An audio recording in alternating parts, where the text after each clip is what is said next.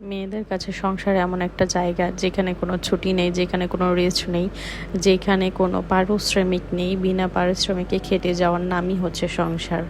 তো কেমন আছেন সবাই? আশা করি ভালো আছেন। নতুন আরেকটা ডেইলি ব্লগে আপনাদেরকে অনেক স্বাগতম।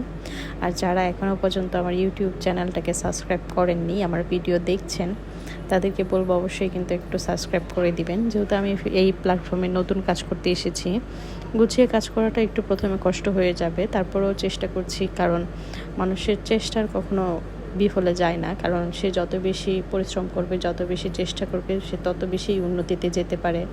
পরিশ্রম ব্যতীত কোনো কিছুই আসলে জীবনে পাওয়া সম্ভব না।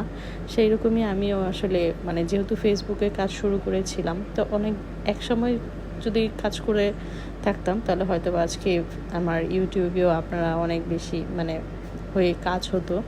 তো তখন আসলে ওইভাবে করে বুঝতে পারিনি, এক জায়গায় শুরু করেছিলাম।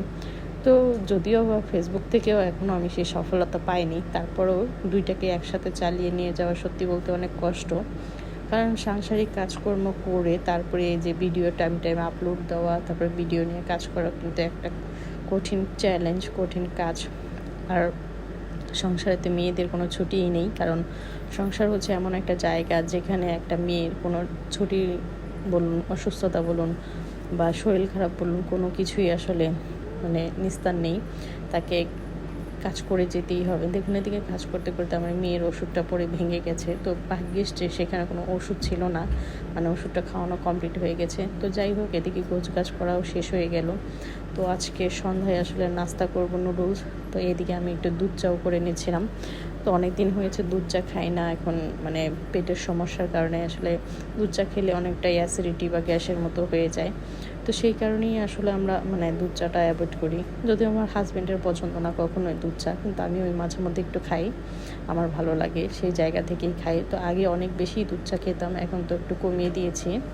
আর চাটাতে এলাচ দেওয়াতে এত সুন্দর একটা ফ্লেভার আসছিলো চা থেকে, কি বলবো আমি, মনে হচ্ছিল যে আমার অর্ধেক চা ওইখানেই খাওয়া হয়ে গেছে সেই গন্ধের কারণে।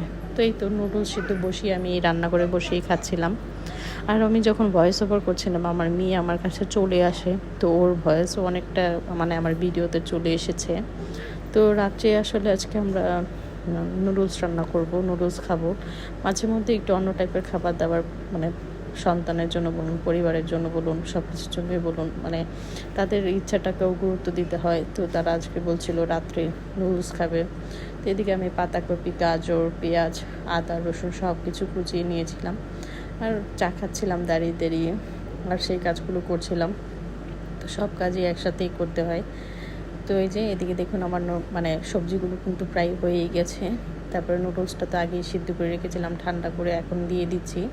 তো ঠান্ডা পানি দিয়ে নুডলসটা যদি রেখে দেওয়া যায় তাহলে কিন্তু নুডলসটা অনেকটা ঝরঝরে হয়। তো আমি একদম ঠান্ডা পানি দিয়ে পুরো ঠান্ডা করে রেখেছিলাম। আমার নুডলসটা একটুও দানা পাকায়নি। যদিও চিকন নুডলসগুলো কিন্তু অনেক সময় দানা পাকিয়ে যায়, কিন্তু আমার একটুও দানা পাকায়নি। তো পরিমাণও একটু বেশি ছিল, এই জন্য নাড়তে চাড়তে সমস্যা হচ্ছিলো। আর এই দেখুন আমার নুডলসটা কতটা ঝরঝরে হয়েছে।